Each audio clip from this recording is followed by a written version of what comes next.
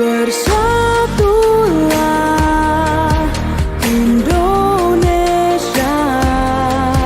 jangan pernah terpecah belah. Walau kita berbeda, walau kita tak sama, Radio Republik Indonesia, kita Indonesia sesungguhnya.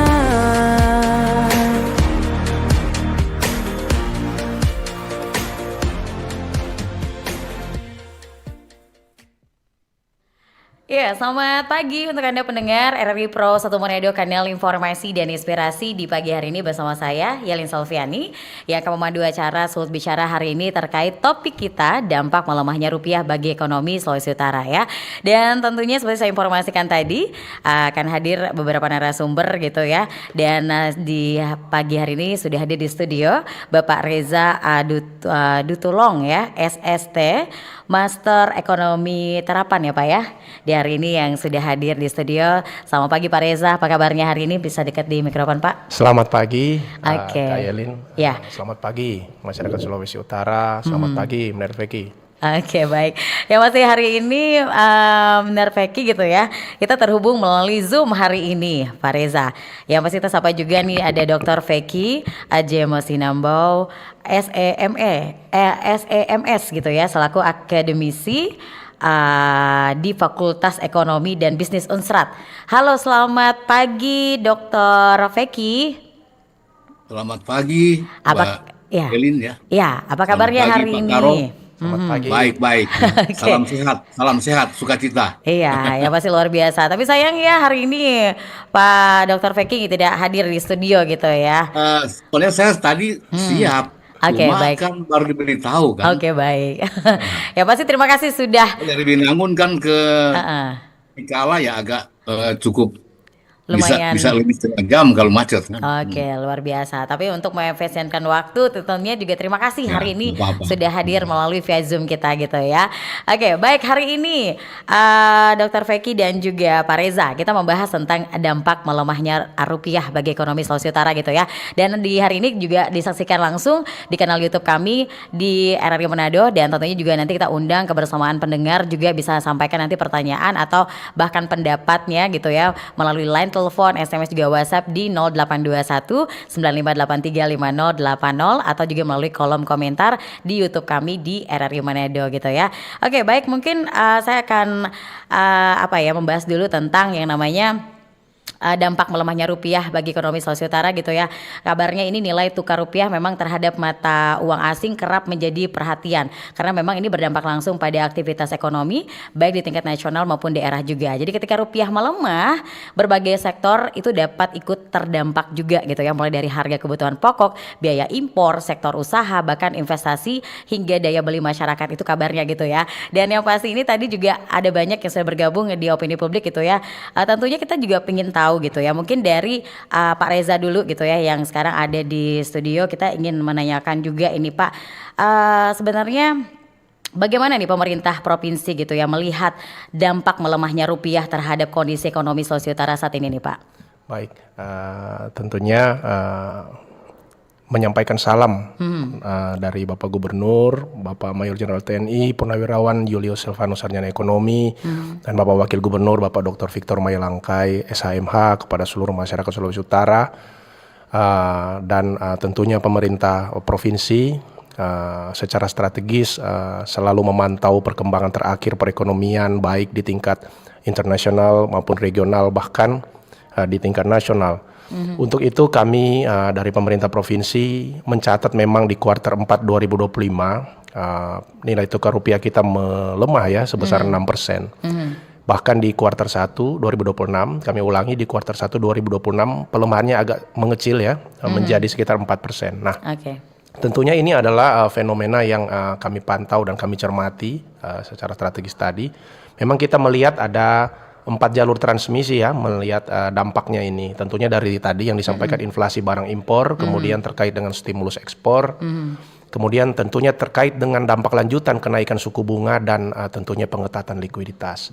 Nah, kami melihat memang kalau kita menggunakan data input output Provinsi Sulawesi Utara yang saat ini sementara diupdate oleh teman-teman BPS dengan sensus ekonominya, memang kalau kita lihat impor barang intermediate ya atau bahan baku yang diimpor itu memang kalau kita lihat besarnya itu hanya sekitar 2% dari total PDRB. 2% gitu ya Pak Ya, 2% dari total PDRB. Sehingga kalau kita simulasikan kenaikan harga bahan baku impor sebesar 5% tadi, ini angkanya akan menyebabkan kontraksi sebesar 0,11% PDRB.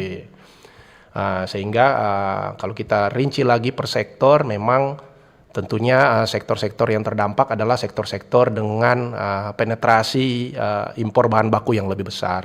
Di situ ada beberapa catatan, nanti mungkin di sesi berikutnya akan kami jelaskan. Namun selain itu terkait dengan inflasi barang impor ini tentunya juga berpengaruh terhadap masyarakat. Selain berpengaruh terhadap sektor usaha, berpengaruh terhadap masyarakat. Kami contohkan bagaimana kedelai ya, bahan produk turunan kedelai yang sebagian besar masih diimpor.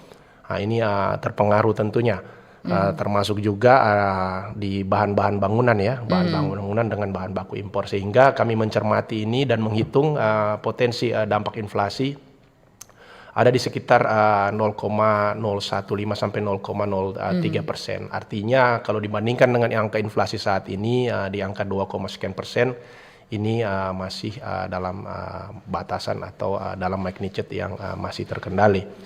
Sehingga kita juga perlu mencermati bagaimana dampak pelemahan nilai tukar rupiah ini terhadap ekspor. Tentunya dengan ekspor harganya lebih murah, ini juga menjadi stimulus ekspor Sulawesi Utara. Perlu kita catat di kuartal 4 2025, ekspor kita itu mampu tumbuh 17%. Dan di kuartal 1 2026 kita mampu tumbuh sedikit melambat di 7,8%. Atau kontribusinya 1% dari PDRB. Artinya magnitude-nya masih lebih besar daripada pengaruhnya terhadap impor.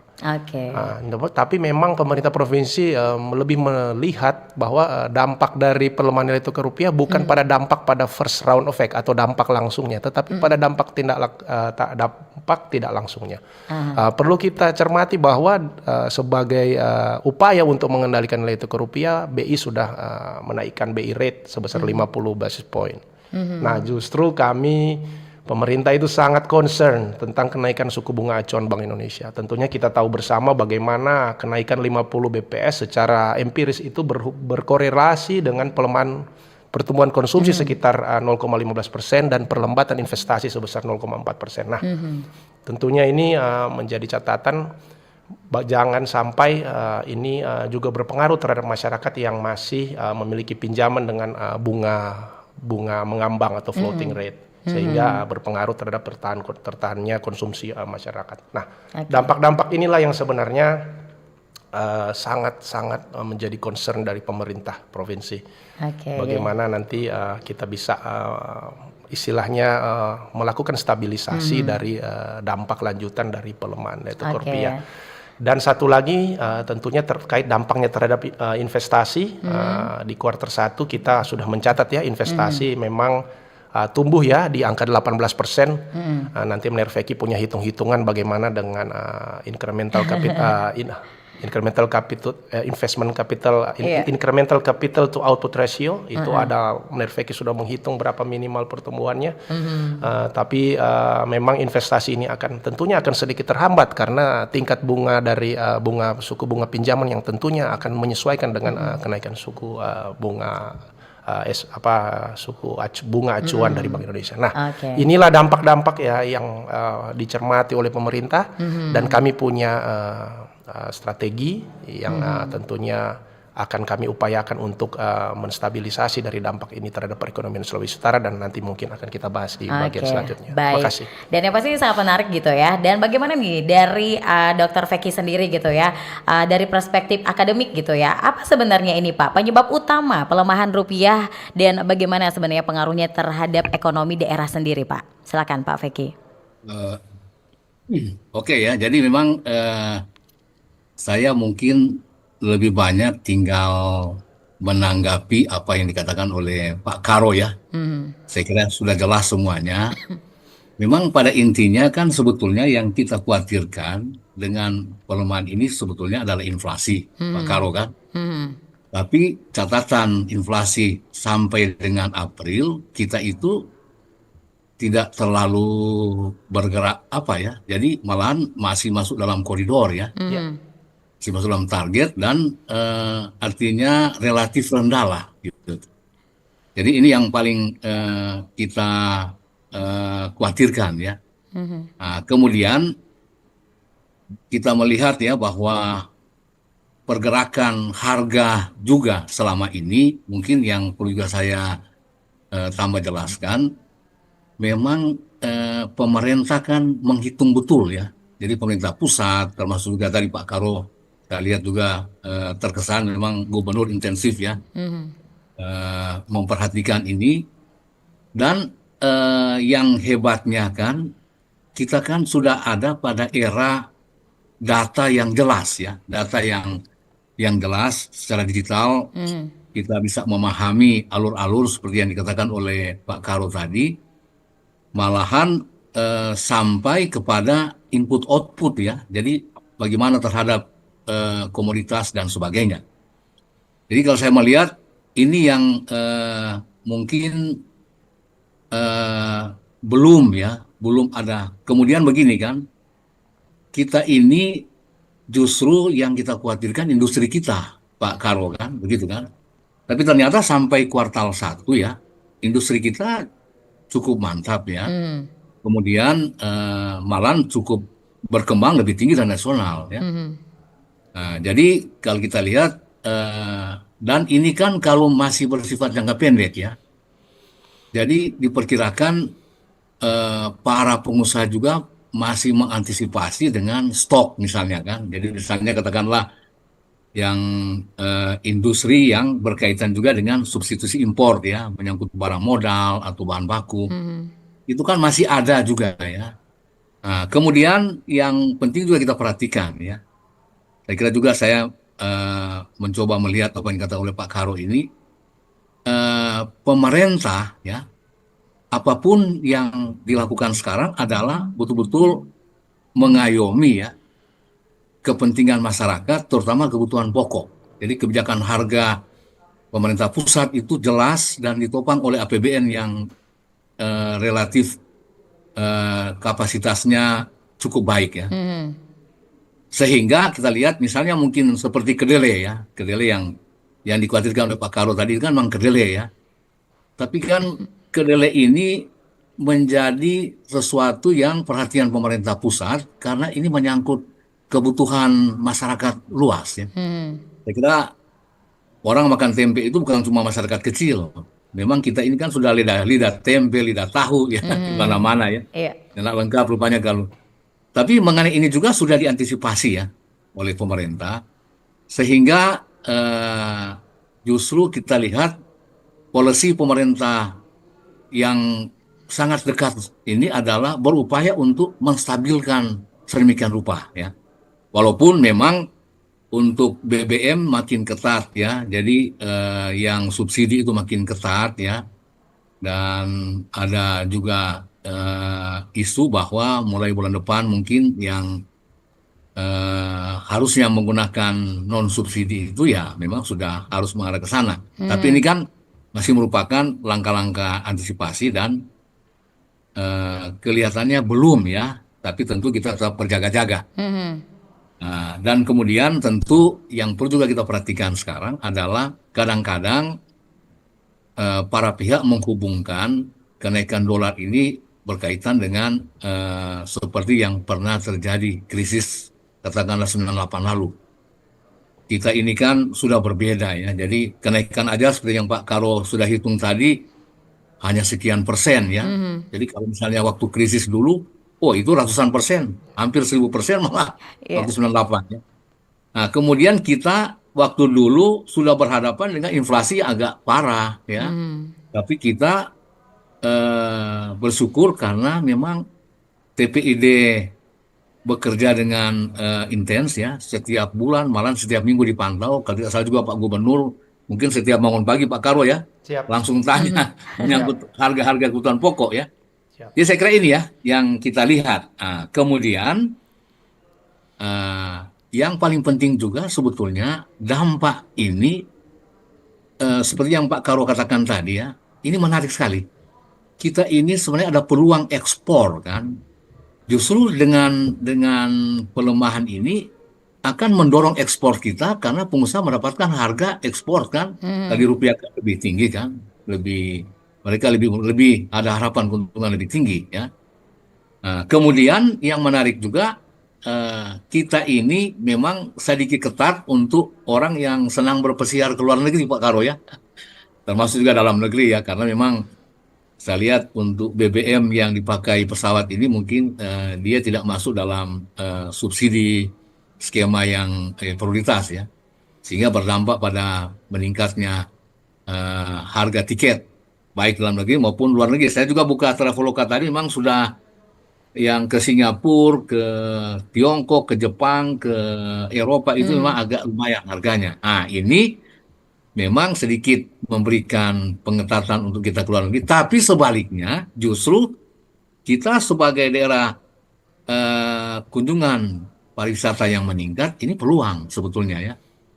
Saya kira ini menarik untuk kita diskusikan lagi ya. Oke. Saya kira sementara demikian, Mbak Oke. Yelin. Baik, Karo. yang pasti ini juga memang banyak ya disampaikan oleh masyarakat tadi. Dampak dari melemahnya rupiah ini tentunya kalau orang yang berduit sih nggak ada masalah gitu ya. Tapi kalau orang yang memiliki ekonomi yang lemah gitu ya, ekonomi yang kayak kurang mampu, ini sangat berdampak sekali bagi mereka gitu ya. Apalagi juga untuk nilai untuk harga-harga barang gitu ya, untuk mereka belanja pun akhirnya mereka tidak mampu gitu ya. Terus kalau dari sisi akademisi gitu ya Pak Feki, bisa jelaskan gitu ya pengaruh dari melemahnya rupiah ini untuk masyarakat sendiri pada umumnya apa saja nih yang perlu diperhatikan oleh pemerintah juga? Seperti yang saya katakan tadi ya, jadi memang pemerintah ini saya lihat memang dia langsung bergerak ya. Jadi kebijakan harga yang saya maksudkan tadi kan sebetulnya itu lebih mengarah kepada harga-harga kebutuhan pokok ya. Misalnya kan kita lihat ya, justru kalau perkembangan harga beras mungkin tahun lalu lebih cukup lebih tinggi dibandingkan sekarang Pak Karo. Karena Pak Karo kan senantiasa memahami mengamati terus perkembangan ya. Nah, kemudian subsidi misalnya di pertanian ya. Jadi ketahanan pangan ini tetap menjadi perhatian.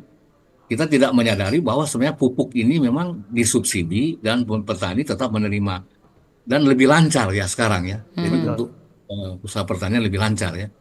Walaupun tentu cuaca juga cukup berpengaruh ya. Nah, kemudian yang tadi ya BBM ya. Jadi kita ini kan masih tetap ya. BBM untuk subsidi masih tetap ya. Kemudian kita lihat juga belum ada antrean menyangkut misalnya katakanlah gas dan sebagainya. Dan memang konsentrasi APBN kita sekarang ini memang pada bagaimana polisi harga ini tetap betul-betul dijaga ya. Jadi fungsi APBN sekarang lebih mengarah kepada prioritas untuk fungsi stabilisasi ya. Kemudian distribusi ya. Saya kira ini yang menjadi pegangan ya kita pada saat ini. Oke. Baik.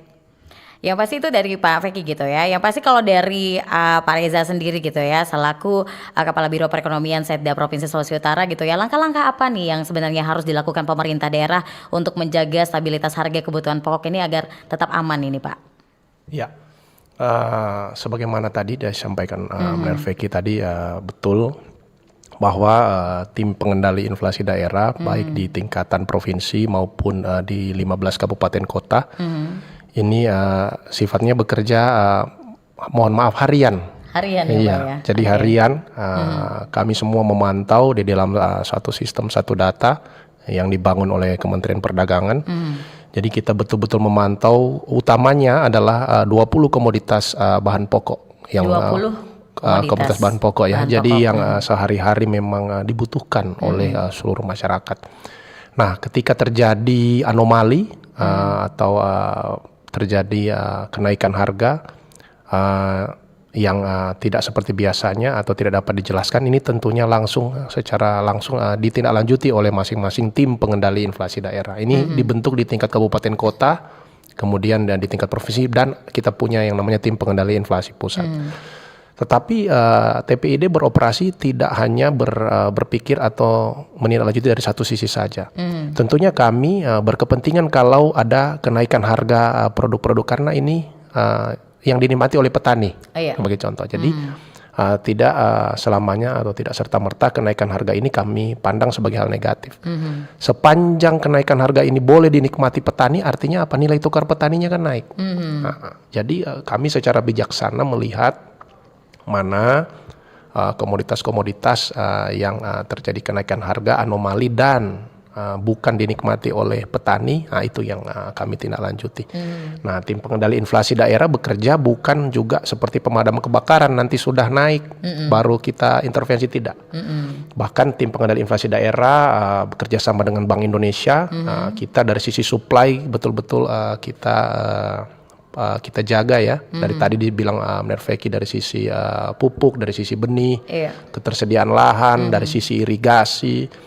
Dan tentunya ini bahkan di RT RW kita sudah ditata bagaimana kita menjaga suplai bahan pokok itu. Jadi betul-betul kita melihat BI bahkan punya yang namanya program petani unggulan Sulawesi Utara.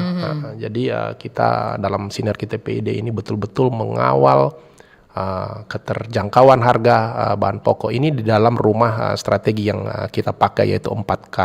Tentunya kita menjaga ketersediaan pasokan, kita menjaga keterjangkauan harga, kita jaga kelancaran distribusi, dan kita gunakan strategi komunikasi yang efektif. Kira-kira secara singkat demikian cara kerja kita. Jadi betul-betul kita menerapkan manajemen risiko pengendalian inflasi berbasis satu data, dan tentunya berbasis kolaborasi dari seluruh elemen, melibatkan pemerintah, masyarakat swasta, dan tentunya di situ ada akademisi, bahkan hari ini kita libatkan media massa. Nah, itu dia. Yang pastinya juga ini juga sebagai informasi juga untuk masyarakat luas. Betul. Gitu ya. Oke, baik. Dan yang pasti untuk Anda pendengar, masih di Sulut Bicara hari ini masih terkait dengan topik dampak melemahnya rupiah bagi ekonomi Sulawesi Utara, dan tentunya juga Anda bisa sampaikan pendapat Anda, opini Anda, bahkan Anda bisa bertanya gitu ya di sore hari ini melalui line telepon, SMS juga WhatsApp kami nantinya di 082195835080, atau juga melalui kolom komentar kami di YouTube kami di RRI Manado hari ini ya. Baik, yang pasti untuk Dr. Feki dan juga Pak Reza gitu ya, kita break sejenak, tetap terus bersama kami untuk Anda pendengar di Sulut Bicara. Kanal informasi dan inspirasi Terus Satu.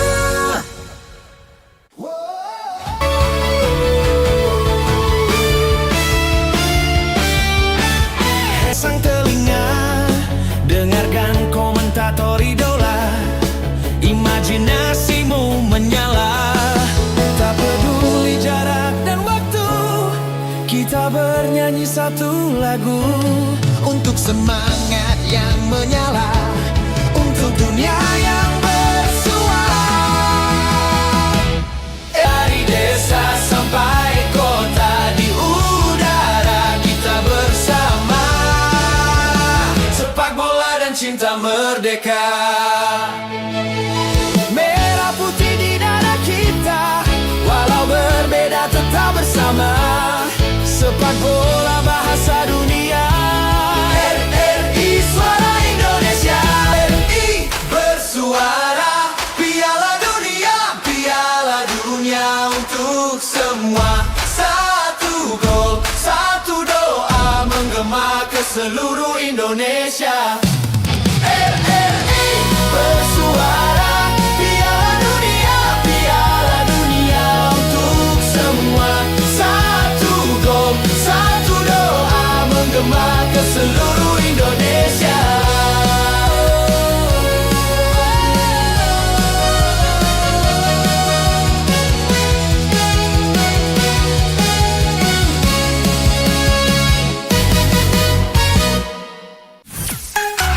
Kanal informasi dan inspirasi Terus Satu. Ya, terima kasih pendengar Anda terus bersama kami RRI Pro 1 Manado di hari ini di Sulut Bicara. Terima kasih. Hari ini kita membahas tentang topik dampak melemahnya rupiah bagi ekonomi Sulawesi Utara gitu ya. Dan tentunya di hari ini ada narasumber Dr. Feki ya, selaku akademisi dari Fakultas Ekonomi dan Bisnis Unsrat. Kemudian ada Bapak Reza juga selaku Kepala Biro Perekonomian Setda Provinsi Sulawesi Utara gitu ya. Dan tentunya untuk Anda yang ingin bertanya, Anda bisa langsung di line telepon, di SMS juga WhatsApp boleh di 0821 95835080. Sudah ada yang bergabung melalui line telepon nih hari ini ya Pak ya. Halo, selamat pagi Sulut Bicara. Halo, selamat pagi. Ya, selamat pagi nih Bapak, siapa di mana ini Pak? Dengan Ferdi Klis yang ada di Motolim Minsel ini. Oke, Freddy Clip Ya, apa yang ingin selamat pagi ditanyakan? untuk langsung saja ya. Kedua narasumber dari Karo Perekonomian ya, Sekda Provinsi. Begini Pak, saya mau bertanya langsung saja ya. Langkah konkret yang dilakukan oleh pemerintah untuk menekan gejolak atau dampak yang dihadapi oleh masyarakat. Karena sekarang kan masyarakat kan bagaimana ya, cemas, harga sana sini sudah mulai naik. Jadi langkah yang konkret yang harus dilakukan, jangan hanya sebagai memantau saja fluktuasi dan lain sebagainya harga dampak dari mungkin global atau nasional. Jadi apa terobosan yang harus dilakukan oleh pemerintah supaya kan ketika harga naik masyarakat tidak bermasalah, sedangkan naik 10% apa-apa. Karena orang pendapatan lekuk bagi ini, orang dapat dari sektor ini mantap. Jadi langkah yang konkret yang harus dilakukan oleh pemerintah, dalam hal ini pemerintah provinsi, supaya gejolak di masyarakat itu tidak terbelakang, tidak berdampak lah begitu, tidak cemas. Itu dari sisi pemerintah. Dan sisi akademisi ya, kalau saya tadi mendengar Bapak, siapa tadi itu ya? Ada Pak Feki, Dr. Feki. Berarti silakan pengamat perekonomian, itu biasa-biasa saja Pak. Jadi saya mau bertanya sama Bapak, sebetulnya yang didorong oleh pemerintah, yang didorong sektor apa yang harus didorong oleh masyarakat supaya harga yang sekarang sudah semakin kesini semakin naik itu tidak ada berpengaruh gitu.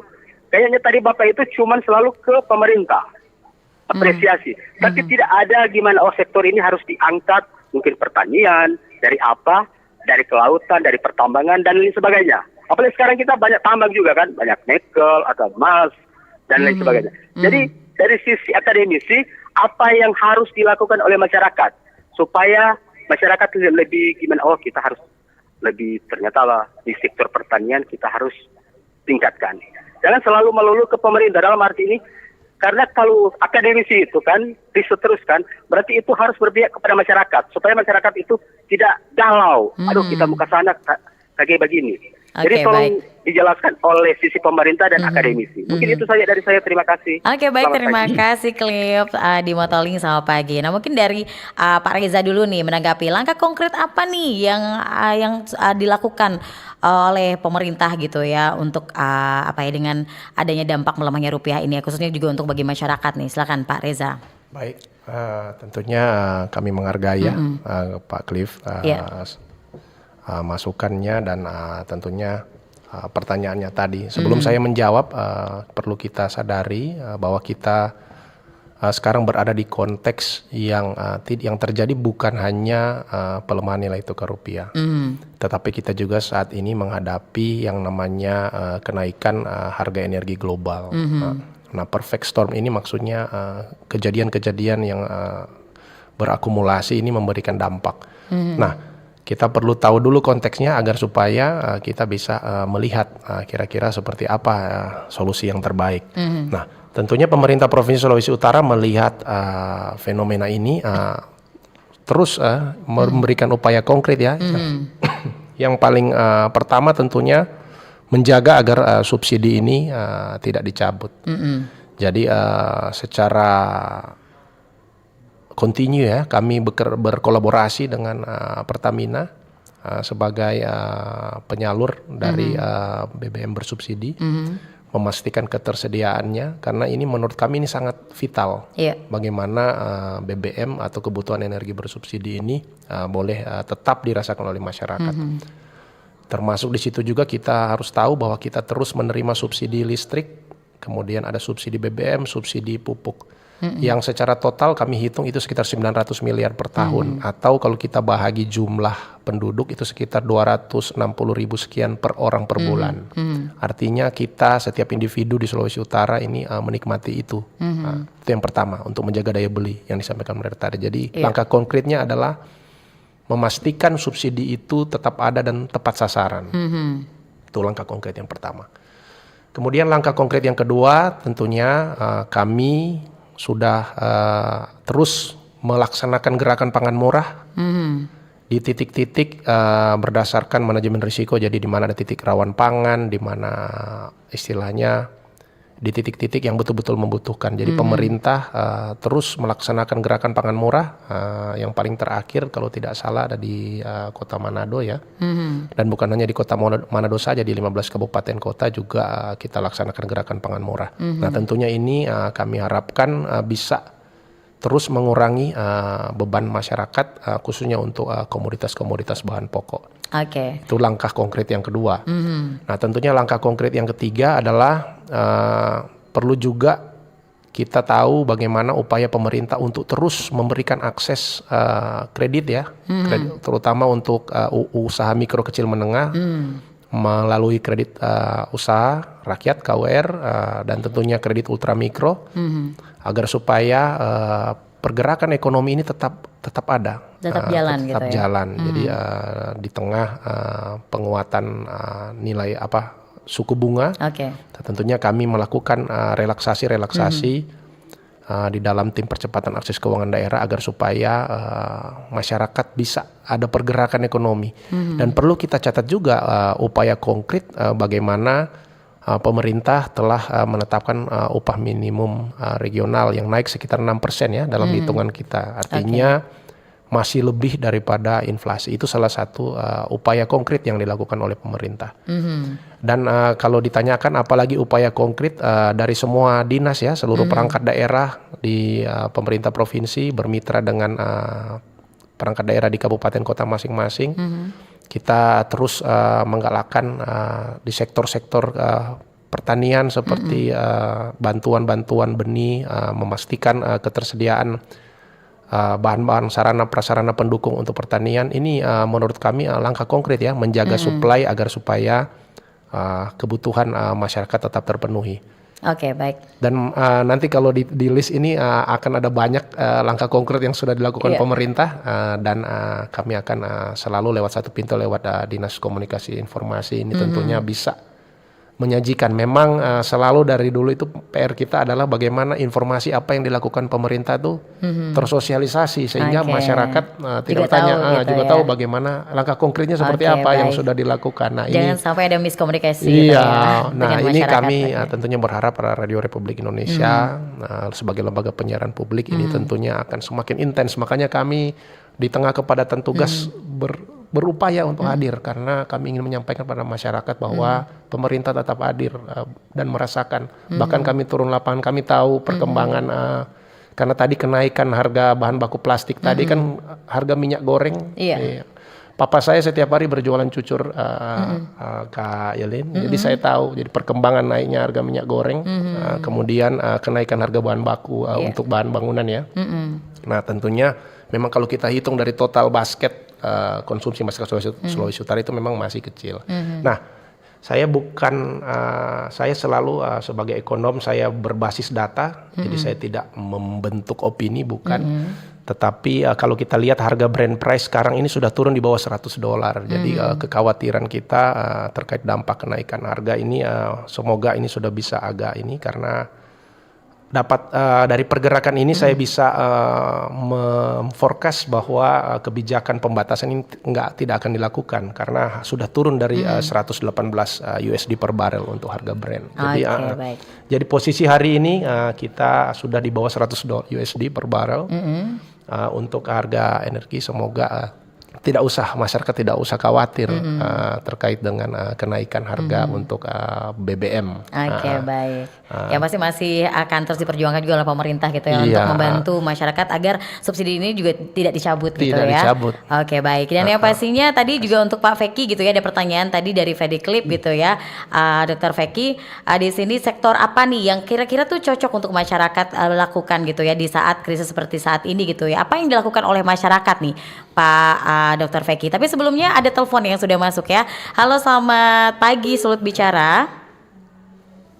Selamat pagi, Iya, selamat pagi Bapak. Dengan Bapak siapa di mana nih, Pak? dengan Yos di Air Madidi. Oke, Pak Yos di Air Madidi. Apa yang ingin ditanyakan, Pak? Silakan. Singkat padat jelas. Dengan munculnya dampak ini sudah menular kepada masyarakat kecil. Jadi tularan ini sepertinya pemerintah ini kebakaran jenggot. Karena apa? Banyak rakyat, saya melihat pada hari ini dan kemarin itu banyak rakyat mengeluh. Wah, daya beli kita uang 100.000 tidak berarti. Cuma beli beras 1 liter, beli ikan, terus DP besok mau makan apa? Jadi bagaimana kebijakan pemerintah untuk menangani soal dampak-dampak yang sudah menular ini? Dan banyak rakyat mengeluh juga. Sedangkan pun tidak ada dampak, masyarakat juga terjadi ketidakcukupan. Iya. Seperti itu. Yang ingin ditanyakan Terima Pak kasih, Yos? selamat pagi. Oh, cuma tanggapan saja. Oke, baik. Terima kasih Pak Yos di Air Madidi. halo. Iya. Iya Pak Halo. Yos? Iya Pak Yos? Saya mau tanya. Oh, boleh bertanya. Oke, baik. Bagaimana peran pemerintah supaya walaupun masyarakat kena dampak tidak terjadi inflasi atau krisis-krisis ekonomi di kelas-kelas bawah. Bagi kelas-kelas atas biar kena apa mereka punya uang, Oke. bawa di luar negeri dan punya simpanan di bank. Nah itu saja segmennya. Oke. Terima kasih. Baik, terima kasih Pak Yos. Tadi sebenarnya sudah dijelaskan juga gitu ya oleh Pak Reza gitu ya di sonderan hari ini. Tapi kita sebentar untuk yang mau telepon bisa kita tanya dulu nih dengan Pak Feki gitu ya. Tadi ada pertanyaan Ferdi Clip tadi di Motoling gitu ya. Pak Dokter Feki gitu ya, bagaimana nih? Sektor apa nih yang kira-kira cocok untuk masyarakat yang harus masyarakat lakukan dampak dari melemahnya rupiah ini gitu ya? Apa yang dilakukan oleh masyarakat yang pastinya juga mensejahterakan mereka? Bagaimana Pak Feki? Terima kasih ya. Jadi saya pikir begini, sebetulnya kalau kita melihat angka, walaupun ini makro ya, tapi kan kita juga mesti tahu bahwa makro ini kan agregat dari mikro-mikro dikumpulkan dari mikro-mikro kan. Jadi kalau kita lihat pertanyaan Pak Freddy ini sebetulnya justru mengajak kita untuk kembali apa yang dikatakan oleh Pak Karo tadi kan, bahwa kita ini sebenarnya banyak sekali ya sektor strategis yang bisa kita kembangkan ya. Misalnya pertanian saja. Pertanian kita bertumbuh misalnya lebih tinggi dan nasional. Pertanian itu kan variasi komoditasnya banyak sekali ya. Dan kalau bilang kita ini terjadi penurunan, kan yang pengertian pertumbuhan ekonomi itu kan real bertumbuh, ya. Itu sudah di-adjust dengan inflasi itu. Jadi bukan nominal dalam pengertiannya. Tapi memang mungkin 1, 2, 3 orang ada yang terkena impas ya. Nah, kemudian sektor lain, misalnya kita lihat sektor perdagangan juga mengalami peningkatan. Jadi ini juga termasuk banyak UMKM kita yang juga bergerak di sektor ini, ya, termasuk di yang berkaitan dengan pariwisata, misalnya katakanlah makan minum dan sebagainya. Ini juga saya lihat berkembang ya, malah Sulut lebih tinggi jauh dari nasional sekarang ya. Nah, kemudian mungkin yang perlu juga saya sampaikan bahwa kita sebenarnya Pak Karo ya menarik sekali ya. Untuk data lembaga keuangan ya, kita meningkat di kuartal 1 itu 11,11% ya. Dan setelah saya konsultasi dengan Bank Indonesia, memang ada peningkatan kredit untuk UKM ya. Jadi sebenarnya begini, kita ini sudah mulai masuk pada era di mana anak-anak muda ya sebetulnya, dan sekarang didominasi oleh anak muda yang berkembang ya. Jadi saya juga sudah coba lihat ya, misalnya di Bitung berkembang pusat-pusat anak muda melakukan usaha ya, di Tondano. Saya juga kemarin dari Tondano ya, masih jam sekitar mungkin jam 3 sore sudah berkembang lagi usaha-usaha di pusat kota dan sebagainya, pemohon. Dan kalau Manado kan sudah jelas Pak Karo ya, hampir seluruh sudut kota Manado. Dan ini terbukti dari kita lihat perkembangan lembaga keuangan ini ya. Jadi 11,11% yang dikatakan oleh Bank Indonesia itu memang lebih banyak di. Oleh sebab itu apa yang dikatakan oleh Pak Freddy ini saya kira pertanyaan penting juga untuk mengajak kita semua supaya betul-betul kita terus mengembangkan kewirausahaan kita ya. Dan saya kira ini pemerintah sangat mendukung sekali ya. Jadi malahan sinergi pemerintah dengan para pihak lainnya termasuk Perguruan Tinggi, memang apapun program sekarang selalu harus berdampak kepada usaha kecil ya, termasuk juga UMKM lah maksudnya ya. Oke. Nah, kemudian jadi itu juga sekaligus mungkin apa yang dikatakan oleh Pak Yos itu kita tidak melihat satu dua ya, tapi secara umum apa yang digambarkan dalam pertumbuhan kemarin itu dan yang menarik juga Pak Karo begini ya, berbeda ekonomi kita dengan Sulawesi yang lain ya. Misalnya begini, misalnya Sulawesi Tengah. Kalau Sulut bertumbuh seperti itu yang berkembang masyarakat. Tapi kalau di daerah lain yang berkembang adalah pengusaha sawit, pertambangan ya. Dan yang menarik juga sektor pertambangan kita ya. Saya lihat Pak Gubernur serius ya untuk bagaimana itu bisa dinikmati oleh masyarakat. Itu juga sejalan dengan Presiden ya. Jadi seluruh yang berkaitan dengan sumber daya alam itu betul-betul arah pengembangannya ke depan harus ada perubahan yang betul-betul mensasar kepentingan masyarakat lokal ya. Oke, baik. Pak, Kira ini. ya, Pak Dr. Feki bisa memberikan sedikit gitu ya statement selaku dari akademisi gitu ya. Kira-kira apa nih strategi yang sebaiknya dilakukan oleh pelaku usaha agar tetap bertahan nih Pak? Untuk bisa bertahan dalam tekanan ekonomi saat ini. Mungkin ada trik atau strategi yang ingin disampaikan kepada pelaku usaha? Jadi saya pikir begini, yang paling penting tentu kita punya keyakinan ya. Keyakinan yang pertama ya Pak ya. Bahwa kita itu punya banyak potensi dan apa yang sementara kita kerjakan itu, apakah di pertanian, apakah di perdagangan, semua itu punya prospek ya. Sehingga kita perlu memantapkan dan tentu kita terus membangun katakanlah kualitas ya kemampuan kita. Jadi kemudian strategi yang berikut adalah kita mungkin agak lebih kuat kalau kita mengembangkan kelembagaan bersama ya. Sekarang kan kita justru berpeluang besar untuk meningkatkan secara kebersamaan lewat misalnya katakanlah koperasi ya.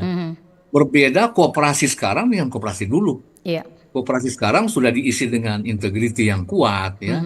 Kemudian keberpihakan pemerintah yang kuat.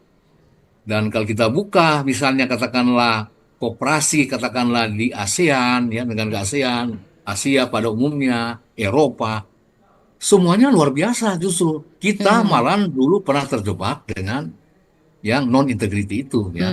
Sekarang kita tentu bersemangat, Pak Gubernur juga mengedepankan integritas, demikian juga Presiden, dan keberpihakan di soal permodalan ya. Tinggal ini mungkin ya strategi kita pada saat kita mungkin jadi koperasi itu atau kelembagaan apa saja bisa menjadi sarana untuk kita pembelajaran meningkatkan skala usaha kita ya. Jadi kita sambil belajar ya. Jadi kita bukan lagi tapi bekerja itu sudah merupakan berusaha itu sudah merupakan sarana belajar kita untuk terus berkembang ya. Kira ini. Baik, mungkin ya, terima kasih Dr. Feki gitu ya. Oke, sekarang nih Pak Reza nih, sejauh mana koordinasi dengan pemerintah pusat nih Pak, dengan pelaku usaha juga gitu ya, dilakukan untuk menjaga ketahanan ekonomi daerah nih Pak? Ya, sebelum saya menjawab lagi, saya suka menjelaskan konteks yang terjadi supaya kita betul-betul tahu apa yang seharusnya kita lakukan. Kita harus tahu bahwa di tahun anggaran 2026, anggaran pemerintah daerah dalam hal ini provinsi, kabupaten, kota itu 3,8 triliun hilangnya. Hilang itu ya Pak? Iya, Oh ya. Artinya belanja ini yang diolah lagi atau ditarik ke pusat. Jadi dana transfer ke daerah kita yang turun 3,8 triliun. Nah, akan tetapi dari pusat turunlah program atau belanja-belanja dalam 8 klaster program kerja prioritas nasional. Kita harus tahu itu. Bahkan di kuartal 1 pengeluaran pemerintah itu tumbuh sekitar 7, sekian persen. Memang sedikit lebih rendah daripada pertumbuhan belanja pemerintah pusat sampai 21% ya. Itu yang mengangkat pertumbuhan ekonomi nasional di angka 5,6 sekian. Nah, artinya apa? Memang pemerintah daerah sumber daya pemerintah daerah berkurang. Itu hal kita harus tahu. Jadi kalau ditanya saat ini kita 3,8 triliun di slash. Nah, tetapi apa upaya yang harus kita lakukan? Makanya pemerintah daerah terus berkoordinasi dengan pemerintah pusat untuk mendatangkan proyek-proyek yang menyentuh masyarakat. Nah, disinilah kolaborasi yang kami bangun. Bagaimana kami mencoba mendatangkan kampung nelayan merah putih di beberapa lokasi di Sulawesi Utara. Termasuk merealisasi koperasi desa kelurahan merah putih yang disampaikan tadi. Nah, ada banyak program di sini yang nanti tentunya tidak cukup waktu kami lakukan. Bagaimana pengolahan sampah menjadi energi listrik. Ini yang jadi program-program yang menyasar termasuk tentunya makan bergizi gratis dan seterusnya. Nah, bagaimana kami berkolaborasi agar mendatangkan ini di Sulawesi Utara. Nah, ini termasuk bagaimana bukan cuma dari sumber APBN, termasuk bermitra dengan Danantara. Nah, ada proyek-proyek hilirisasi yang perlu yang sementara digagas untuk dilakukan di Sulawesi Utara. Nah, itu bentuk kolaborasi secara strategis. Sambil kami terus melakukan ya, yang sekarang kami lakukan dengan tim percepatan pertumbuhan ekonomi daerah ini, termasuk juga kita baru saja memfinalkan ya di dalam Regional Investor Relation Unit, bagaimana untuk mendorong investasi di Sulawesi Utara. Tim percepatan akses keuangan daerah tadi kami sampaikan sudah bekerja untuk memudahkan akses keuangan kepada masyarakat, utamanya usaha mikro kecil. Kemudian bersama Badan Pusat Statistik kita memperbaiki data ekonomi kita untuk 2026 dengan mengikut sertakan ekonomi digital, ekonomi lebih mikro lagi, ekonomi ibu-ibu lah istilahnya.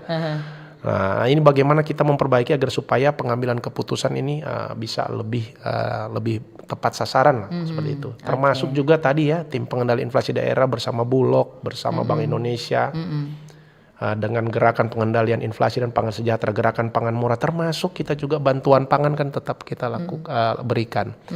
Dan memang kami sangat memahami apa yang dirasakan oleh masyarakat. Kami memetakan untuk 10 desil seluruh masyarakat Sulawesi Utara per kepala keluarga, per individu. Sehingga kami ingin kebijakan-kebijakan yang dilakukan itu betul-betul. Karena sekarang yang paling merasakan kan bukan yang desil 6 ke atas lah. Yang desil 1 sampai desil 5. Itu yang berdampak. Itu yang berdampak. Dan dapat kami sampaikan pemerintah sebenarnya terus memberikan perhatian dan berupaya untuk memastikan masyarakat rentan, kami sebut masyarakat rentan ini agar tidak terdampak dengan fenomena-fenomena ekonomi. Oke, baik. Dan yang pasti ini juga gitu ya jawaban dari Pak Reza juga untuk Pak Yos sekaligus gitu ya yang ada di Air Madidi tadi gitu ya, yang menanyakan bagaimana peran pemerintah gitu ya sampai saat ini. Oke, baik, terima kasih yang sudah bergabung di line telepon, di SMS juga WhatsApp tadi di 082195835080. Mungkin ada yang bergabung lagi di SMS juga WhatsApp, yang persilakan, atau ada lagi yang bergabung di line telepon. Halo, selamat pagi. Sulut bicara. Halo. Halo, selamat pagi Bapak. Dengan Bapak siapa di mana ini Pak?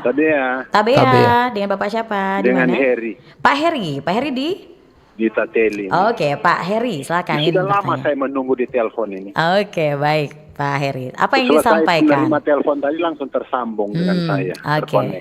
Langsung Bapak. Ya. Apa yang disampaikan? Pertama saya mau tanya, saya belum terlalu bisa menangkap Bapak itu dari mana, Bapak narasumber ya? Tim pengendali inflasi atau apa? Saya kan suasana udah panjang sekali lebar. Ya? Oke, ini Pak Reza dari Kepala Biro Perekonomian Setda Provinsi Sulawesi Utara, dan juga tadi ada Pak Dr. Feki juga selaku akademisi, ini lektor Kepala Fakultas Ekonomi dan Bisnis Unsrat. Oh iya, selamat pagi Pak, semoga sukses dan betul-betul dapat melihat secara luas, terutama dampaknya kepada masyarakat. Perlu harus ada dorongan-dorongan dari guru-guru besar seperti Bapak. Saya memperhatikan semua itu kan selalu karena global, alasan global, alasan Timur Tengah, sampai barang-barang yang sebenarnya tidak berkaitan dinaikkan semua. Sampai dengan daging kurban dinaikkan kan? Tidak berkaitan. Rencana beras dengan alasan transportasi. Namun tidak ada keseimbangan selaku pelaku ekonomi di tengah keterjepitan masyarakat dengan politik secara global. Itu masyarakat akhirnya kelas menengah di bawah yang sangat-sangat merasakan pukulan-pukulan harga-harga bahan-bahan pokok. Oke, baik. Yang ditanyakan Pak Heri.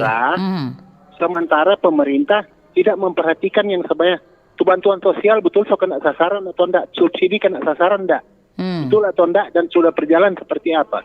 Kalau pas sekarang sama dengan alasan kelangkaan solar, subsidi atau apa, itu terkadang itu banyak DP kong kali kong. Itu Bapak itu kan sebenarnya bisa melihat bagaimana dengan keterjepitan, dengan dolar meningkat, IHSG, indeks harga saham gabungan, itu kan juga yang dampak-dampak yang lagi ribut-ribut sekarang. Oke, Pak Heri mungkin langsung pertanyaannya Pak, karena waktu juga Pak, karena waktu juga. Mungkin langsung pertanyaan. Sebenarnya seperti ini, Bapak itu memperhatikan itu betul-betul itu yang pemerintah kucurkan, misalnya PKH, BLT, itu harus tegas untuk disampaikan supaya permainan masyarakat tidak terlalu merasakan. Jangan hanya berpihak ke atas, terus di bawah gimana masyarakat. Oke, bisa dipahami. Semoga terjawab ya Pak. Terima Oke. kasih. Baik, terima kasih Pak Heri Tateli. Ya, karena waktu juga mungkin secara singkat mungkin Pak Reza bisa sampaikan apa nih Pak? Yang bisa disampaikan untuk Pak Heri Tateli tadi menanggapi. Jadi betul, terima kasih Pak Heri, sepakat bahwa program-program bantuan pemerintah khususnya bagi masyarakat rentan ya, desil 5 ke bawah itu agar betul dipastikan tepat sasaran. Dan kami sepakat dan tentunya di dalam tim pengawasan khususnya untuk Satgas pengawasan bahan bakar minyak dan LPG ini sudah menjadi perhatian dan tentunya patut diapresiasi ya. Kinerja dari kepolisian daerah juga dalam tim yang berhasil ya, kami berhasil untuk terus menekan kejadian atau tindak pidana istilahnya pemanfaatan BBM bersubsidi yang secara ilegal. Ini yang terus kami lakukan dan tentunya terkait bantuan-bantuan lainnya terus kami upayakan agar tepat sasaran. Dan ini sudah termasuk closing statement atau?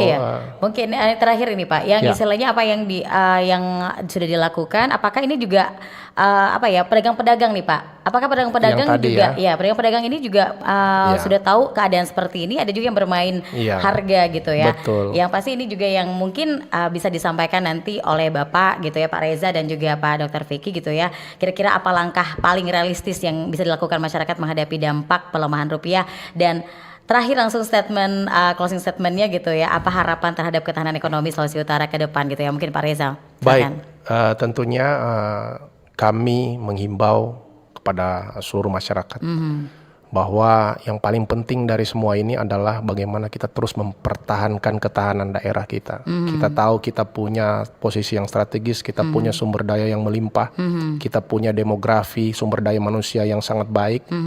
Tetapi bagaimana kita menjaga ketahanan kita menjaga ketahanan ideologi, politik, sosial, budaya, termasuk di dalamnya ketahanan ekonomi. Nah, ini yang saya mantau di dalam media sosial. Ini jangan sampai Sulawesi Utara ketahanan daerah kita ini digoyang. Nah, jadi agar kita seluruh masyarakat secara kritis melihat bahwa kepentingan utama kita adalah menjaga ketahanan daerah. Terlepas dari semua kepentingan, kita harus jaga ketahanan daerah. Kita punya cita-cita untuk Sulawesi Utara, untuk generasi penerus kita di masa yang akan datang. Itu yang pertama. Kemudian tentunya dalam jangka pendek ini kami menghimbau kepada seluruh masyarakat Sulawesi Utara, tentunya kita mulai meningkatkan penggunaan produk dalam negeri atau memanfaatkan produk yang dihasilkan oleh daerah kita sendiri. Sambil yang tadi disampaikan kita mengutamakan destinasi wisata domestik.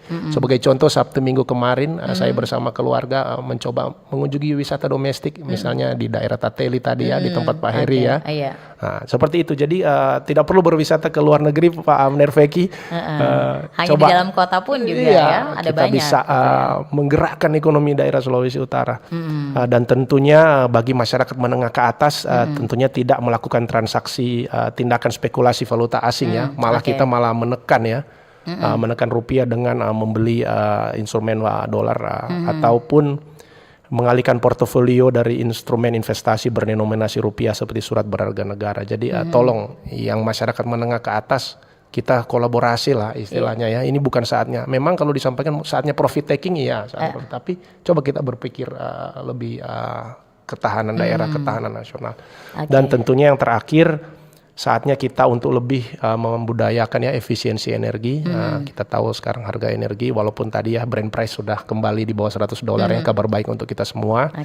Tetapi saatnya kita untuk terus membudayakan efisiensi energi dan kesemuanya itu kami harapkan menjaga ketahanan daerah ekonomi, ketahanan daerah Sulawesi Utara. Baik, ya masih Dr. Feki bisa sampaikan apa kira-kira harapan terhadap ketahanan ekonomi Sulawesi Utara ke depan nih Pak? Singkat pada jelas nih, karena waktu. Saya pikir apa yang sudah dikatakan oleh Pak Karo, saya kira itu sudah jelas ya. Itu sekedar untuk menekankan lagi. Tetap tentu kita perlu artinya berjaga-jaga. Gitu. Karena ini kan memang situasi kan tidak menentu. Saya setuju dengan yang Pak Karo bilang, hati-hati juga orang untuk berspekulasi. Jangan sampai kita beli dolar, kita tidak sadar bahwa pemerintah sekarang sudah sangat serius. Kita punya contoh ya, kita punya cadangan devisa kita agak banyak. Cuma ini kan tidak sembarang digunakan ya. Jadi logikanya begini, sementara pemerintah belum terlalu katakanlah mengeluarkan itu, berarti kan ada perhitungan-perhitungan yang masih wajar-wajar lah. Gitu. Jadi hati-hati, termasuk terutama yang falas ya, kita perlu hati-hati karena pemerintah sangat serius untuk meningkatkan ini. Ya. Nah, kemudian tentu kita rasional lah. Gitu. Jadi tetap produktif, mungkin kita tidak perlu terlalu ekspansif, tapi bertahan seperti apa yang dikatakan oleh Pak Karo itu harus. Ya.